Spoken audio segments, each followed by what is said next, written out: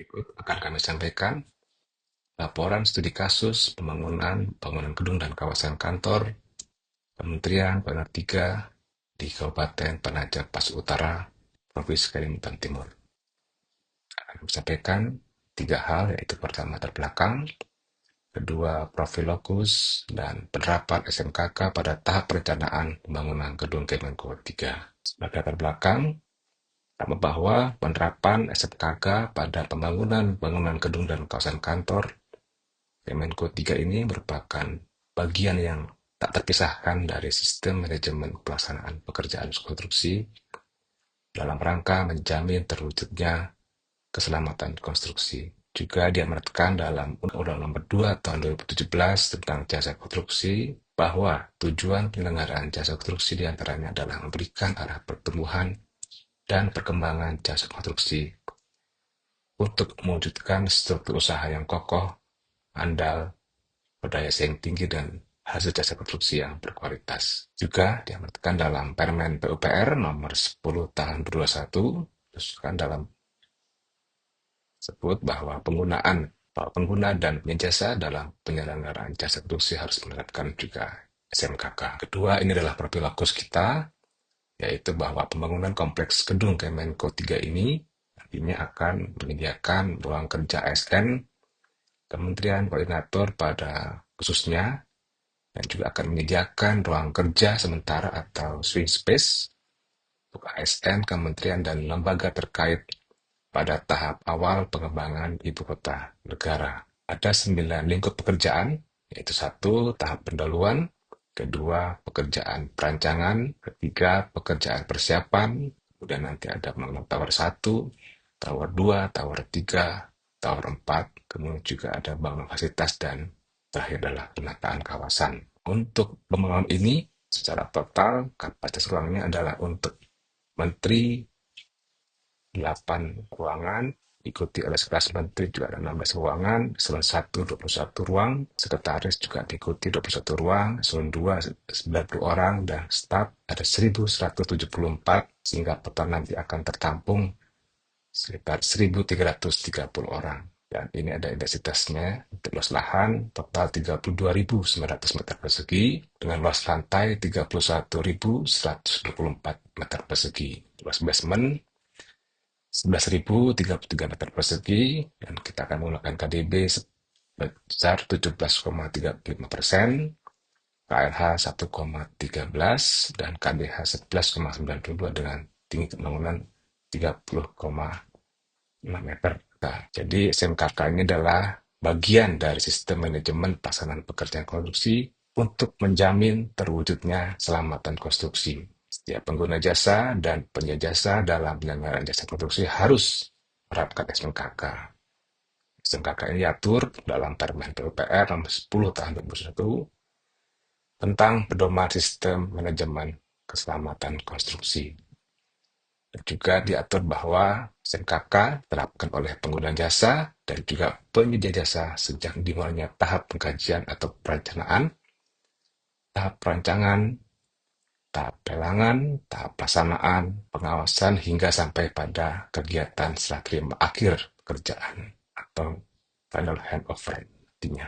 Nah, bagaimana tahapan pelaksanaan SMK tersebut? Jadi nanti di tahap pertama, tahap pengkajian dan perencanaan akan menghasilkan dokumen rancangan konseptual SMKK, kemudian tahap perancangan akan menghasilkan rancangan konseptual, KAK, HPS, terus analisis, dan juga ada biaya SMKK. Ya, pelakunya yaitulah pengguna jasa, konsultan, pengajian, konsultan perencanaan, dan juga konsultan perancangan. Sedangkan pada tahap pembangunan nanti, tentunya pada tahap procurement dan pelaksanaan akan dihasilkan dokumen teknis RKK, RMPK, dan juga RKK pelaksanaan.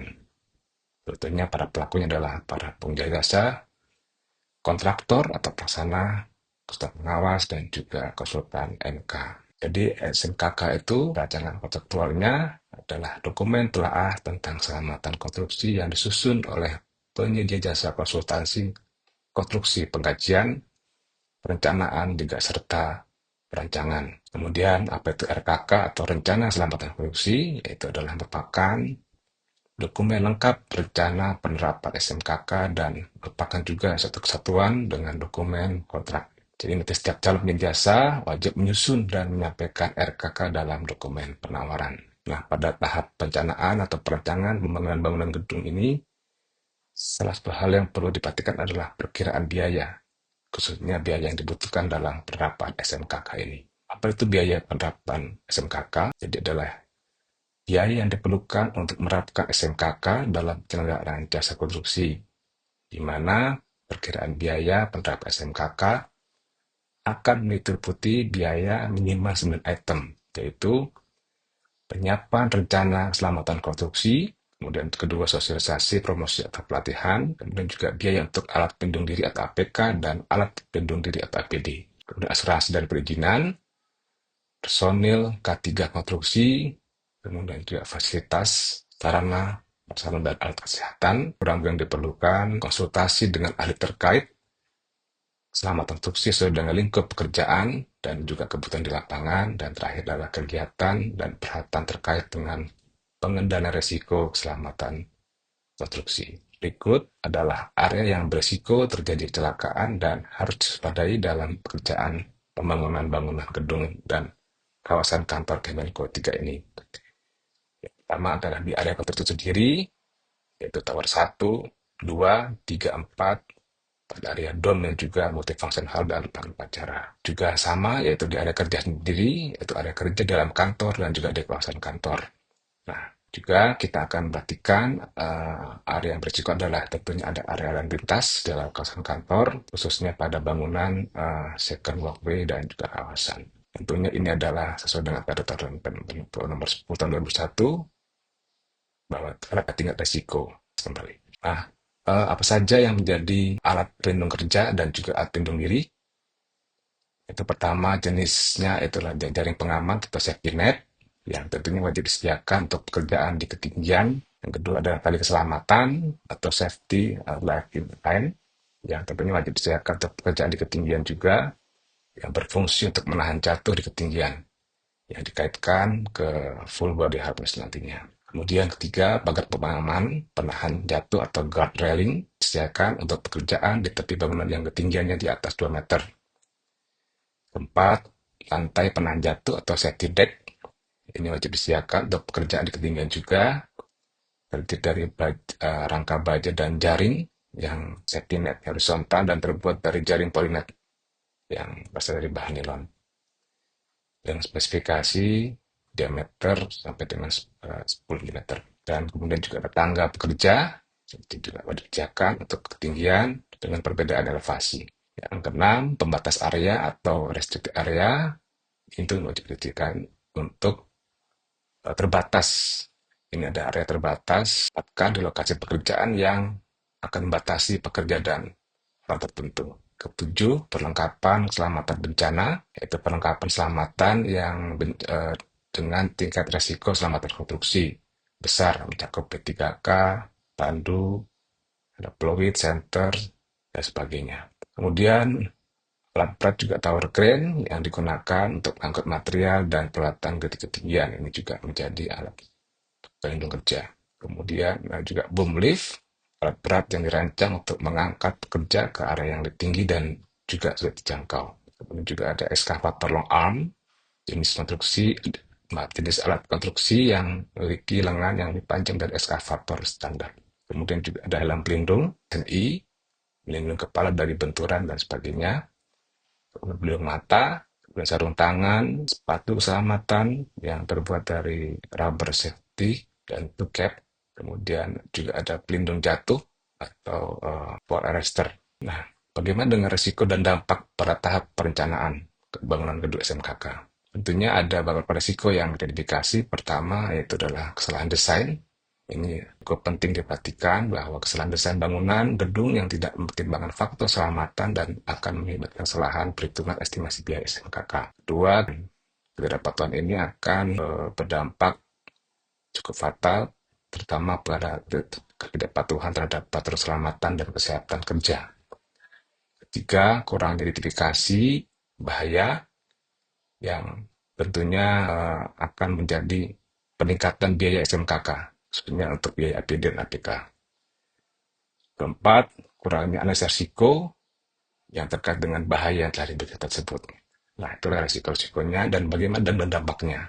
Tentunya akan kemungkinan terjadi kecelakaan kerja yang dapat menyebabkan cedera atau bahkan kematian. Kedua, kerusakan properti yang akan menyebabkan kerugian secara finansial. Ketiga, gangguan operasional yang dapat menyebabkan kerugian waktu dan biaya. Kerusakan reputasi perusahaan khususnya yang menyebabkan kehilangan kepercayaan dari pelanggan dan juga masyarakat. Dan juga yang fatal adalah sanksi hukum yang dapat diberikan kepada perusahaan yang tidak mematuhi peraturan keselamatan dan kesehatan kerja. Nah, ini ada beberapa tindak lanjut atau rekomendasi yang dapat diambil untuk mengurangi potensi bahaya dari dan juga peningkatan biaya. Kita perlu melakukan analisis biaya secara komprehensif, yaitu berdasarkan dengan identifikasi dan analisis potensi bahaya serta risiko untuk menentukan biaya yang efektif dan efisien dalam implementasi SMKK. Kemudian kita patut mengembangkan juga prosedur keselamatan yang jelas, efektif untuk mengurangi risiko kecelakaan. Dan juga kita lakukan pelatihan keselamatan bagi para pegawai untuk meningkatkan kesadaran dan pengetahuan tentang keselamatan kerja. Kemudian juga kita pastikan penggunaan keselamatan yang sesuai untuk mengurangi risiko kecelakaan. Dan yang terakhir, yang paling penting adalah kita perlunya adanya pengawasan dan pemantauan di dalam kerja untuk mengintegrasi potensi-potensi bahaya dan dapat mengambil tindakan pencegahan. Baik, demikian dapat kami sampaikan terhadap laporan kasus ini, kira dapat bermanfaat bagi kita semua. Terima kasih.